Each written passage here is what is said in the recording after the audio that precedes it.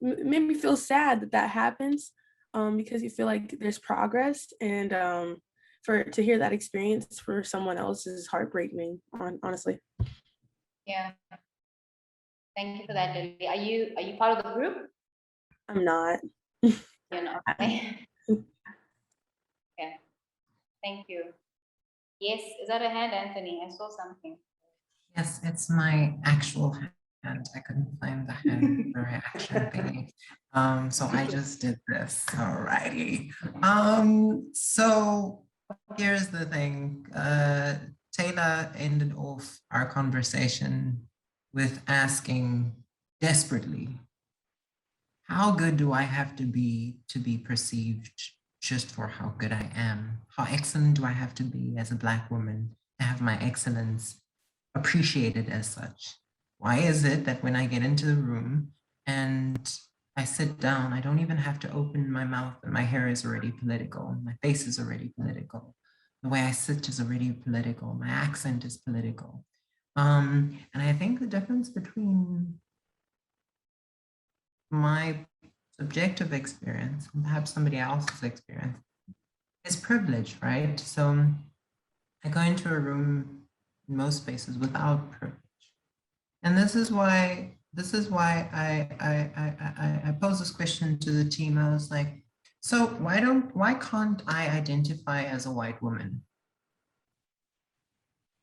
Why can't I come into this space and assume a certain race with my chest, right? Or assume certain characteristics, or colonize a certain race and assume those characteristics and make them my own and interpret them as I wish? Because I mean, some people get to do that with other people's races and cultures. Why can't I do that?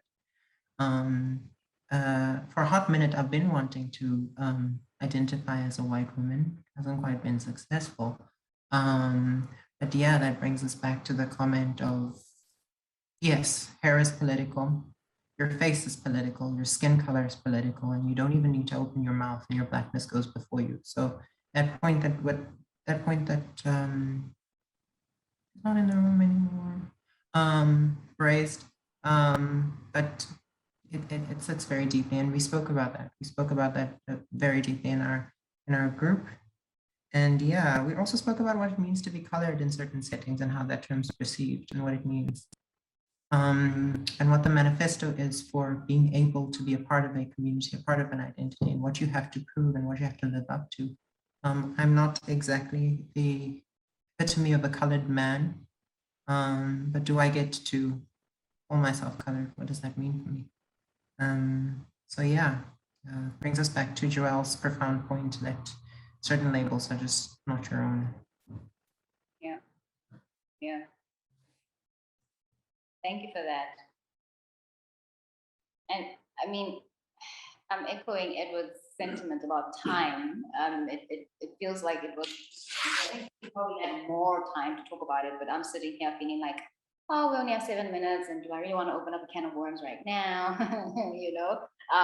So the question I want to ask perhaps is around what you just shared now, Anthony. Maybe not a question, but just giving a last few seconds for other people to come in, chiming into the same point, if anyone agrees or disagrees to what you just shared, or any of what the other groups have shared, before I move closer to an ending or closing.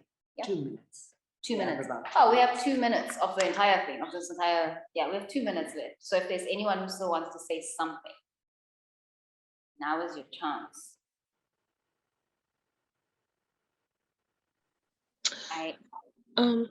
I want to state something that we also introduced the discussion with was nuances, and I want to hone in on that because Lily and I, we occupy similar spaces. We go to the same university.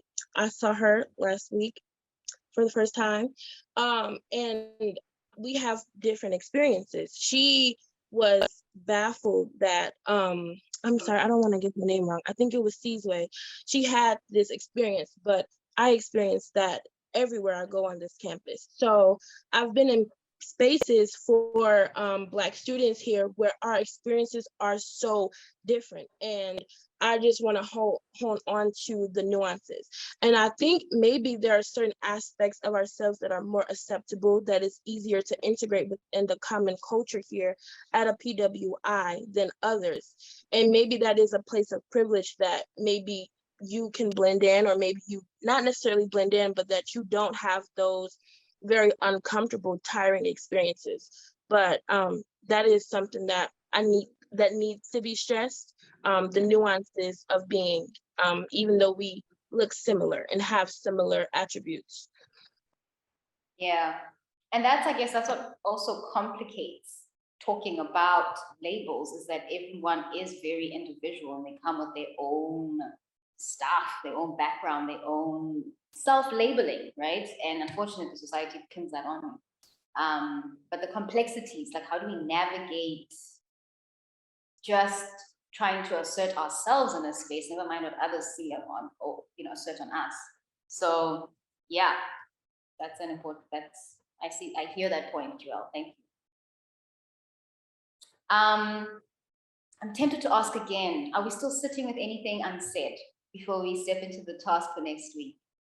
Is there anything, I know we didn't get into like a debate, which is kind of like what we were hoping for, but I think we are having a healthy talk, a healthy dialogue.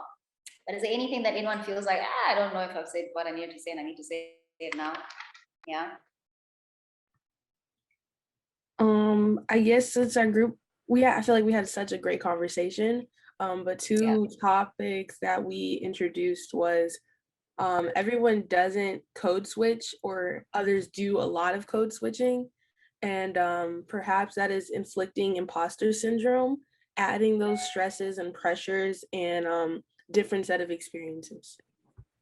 I wish we had like plenty of, I feel like everything that everyone brings to the table right now, like, I mean, I didn't think about code switching as something around labels, actually. And I wish we had time to talk about and unpack these things, but we don't. So thank you for that, Lily. Maybe next time.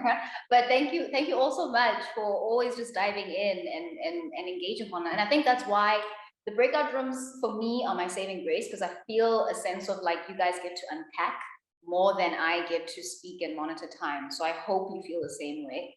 And so the task for not next week, but because next week you have the seminar, the next week, the task is, and some of you may be familiar a little bit with the task, somewhat, maybe it'll sound a bit familiar, but I'd like to invite you to talk to people, right? Talk to people about labels. And come tell us what the conversation around labels sounds like. Now, you may choose a particular label that you guys are discussing in your groups, because I feel like there's a very generic approach to labels at the moment, and that's fine. If it's a general approach that you also want to, talk to people where you come from, that's fine. Or if you want to be specific, that's good. But talk to people.